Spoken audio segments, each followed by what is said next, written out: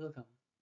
In this short lesson, we'll write a tiny C-sharp utility that converts a year, like 1905, into its century, which is 20. This is a great little problem to practice integer math and defensive input handling.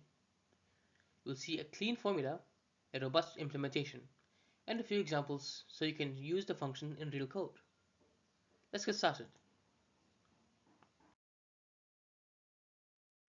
The key idea: the century increases every 100 years.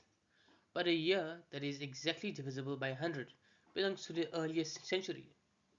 For example, 1900 is the 19th century, whilst 1901 starts the 20th. We'll express that logic compactly and safely in C Sharp.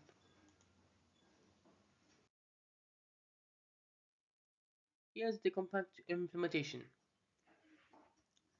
The trick is year plus 99 over 100. This integer math effectively rounds up any non-exact 100 to the next century and keeps exact hundreds in the right century. We also return 0 for non-positive years to avoid surprising results. If you prefer an exception for invalid input, you can swap that behavior. The main method demonstrates a few test cases and shows how to plug the function into interactive code.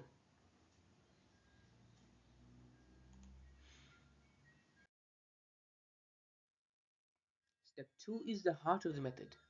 For example, 1900 plus 99 is 1999.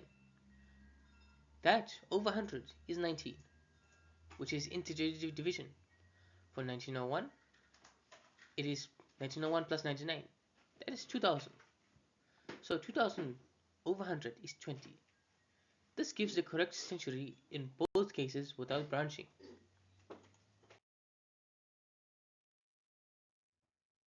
This table confirms the formula against common examples and edge cases.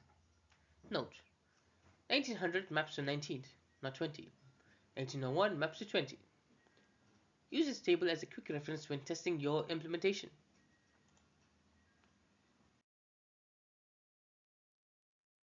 Century calculation is small but practical. You'll find it in historical displays, data grouping, and date format helpers in apps. It's a useful utility to keep in a date-related helper library. To summarize, the century formula is tiny and reliable. It handles the exact centuries and non-exact years correctly, and runs in constant time. If you want, you could convert this into an extension method, add unit tests, or show localized century labels, for example, 19th century versus century 19. Thank you, thank you for watching, and happy coding. Thank you for watching. If you enjoyed this video, please make sure to like and subscribe for more C# tutorials. I'll see you in the next one.